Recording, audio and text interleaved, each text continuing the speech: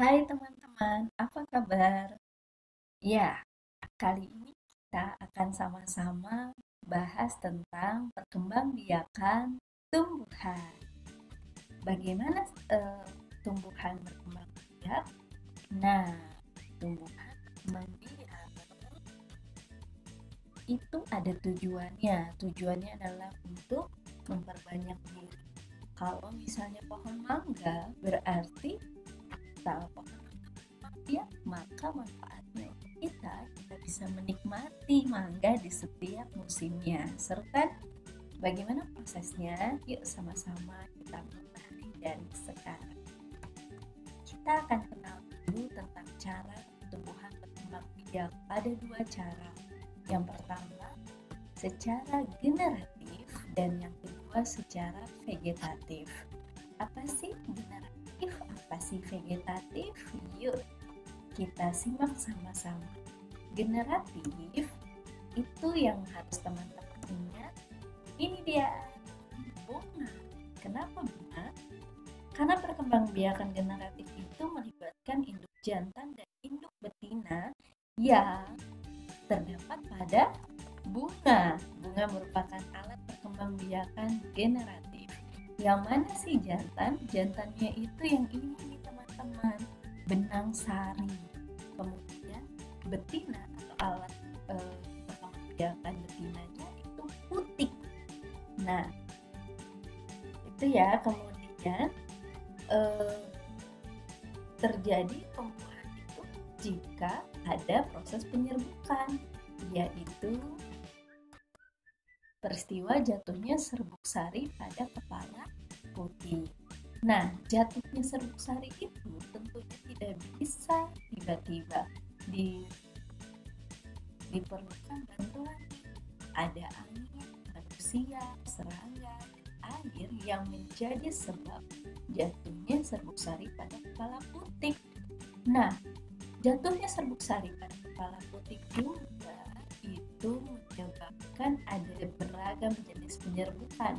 Kalau serbuk sarinya jatuh di kepala putih, di bunga itu sendiri disebutnya penyerbukan sendiri. Kalau jatuhnya serbuk sari ke kepala putih bunga sebelahnya masih satu pohon, berarti kita sebut penyerbukan tetangga.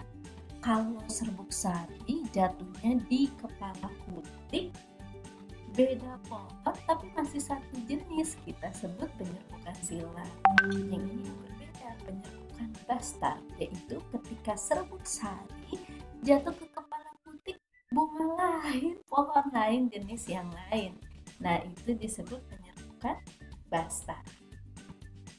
Oke, itu perkembangbiakan secara generatif. Lalu apa sih itu vegetatif? Nah, vegetatif itu sama ya, tujuannya memperbanyak diri. Ada apa saja? Nah, perkembangbiakan itu tidak perlu menggunakan bunga, tapi bisa menggunakan bagian-bagian vegetatif tanaman seperti akar, batang, dan daun. Bahan tanaman utamanya nih, asalnya kita sebut dengan ya. Oke, ada dua cara untuk vegetatif. Yang pertama secara alami, artinya terjadi secara alami, tidak perlu bantuan manusia. Yang kedua dengan buatan, yaitu dengan bantuan manusia. Kita bahas satu-satu ya. Apa itu vegetatif alami? Vegetatif alami itu contohnya tunas. Tunas itu ada dua jenisnya loh, tunas dan tunas adventif. Nah, tunas itu adalah tumbuhan muda yang baru tumbuh dari bagian tubuh induk tumbuhan. Jadi kalau ini contohnya tunas bambu dan tunas pisang, dia akan muncul di bawah dekat dengan induknya. Tunas adventif itu unik. Jadi contohnya ini di tanaman cocor bebek, dia tumbuh di sekitaran pinggiran cocor bebek. Nah, kalau teman-teman tahu tumbuhan ini dia akan dia akan tumbuh menjadi tanaman baru tanpa bantuan manusia ya.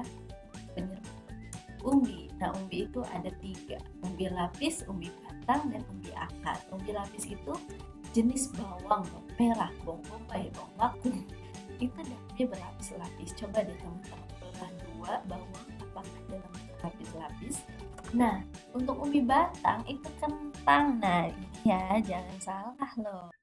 Kita kira kentang itu dari akar, padahal kentang itu dari batang yang bertumbuh di dalam tanah. Dan yang ketiga umbi akar, contohnya singkong dan juga lobak.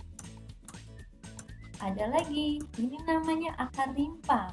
Akar rimpang ini merupakan batang yang tumbuh menjalar di dalam tanah.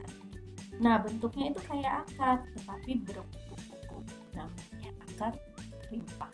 Akar rimpang atau rimpang ya. Geragih itu atau geragih atau stolon, contoh di tumbuhan stroberi. Stolon itu ini loh, kayak ada bulatan kecil nih. Di sini ketika dia kena tanah, dia akan muncul akar baru.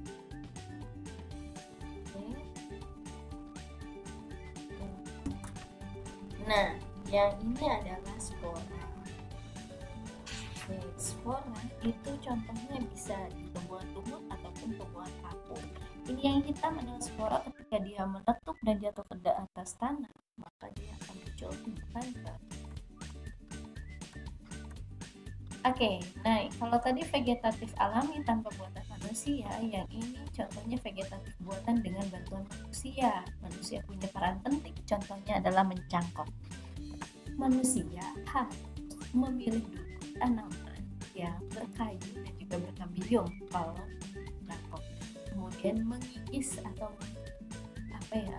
menyayat pinggiran kakinya, kemudian diisi tanah, dan nanti di bagian sini nih akan tumbuh akar atau tanaman baru, kemudian dipindahkan ke tanah atau tempat baru ya. Itu dari mencangkok.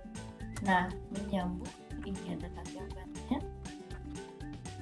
Oke, menyambung termasuk vegetatif buatan ya, ketika tanaman dua jenis batang tanaman, dua batang tanaman yang sejenis, keduanya menggabungkan sifat-sifat ya.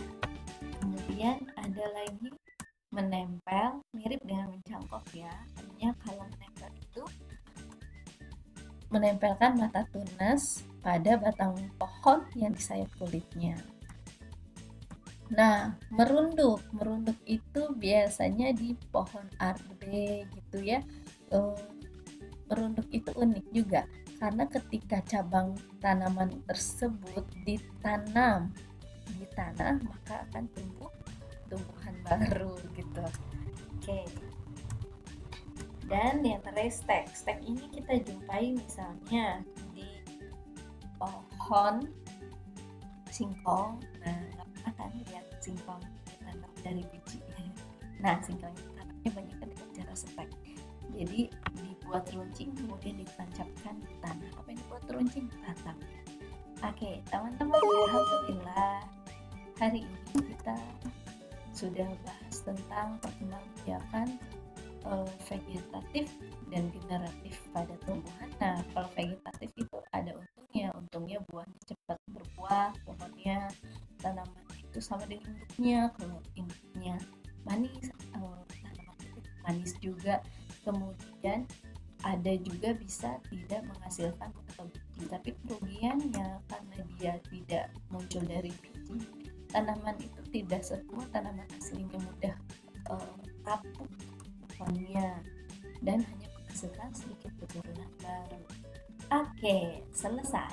Hari ini kita sudah mengenal perkembangbiakan tumbuhan. Selanjutnya siap-siap ya, kita akan mengenal perkembangbiakan hewan. Terima kasih.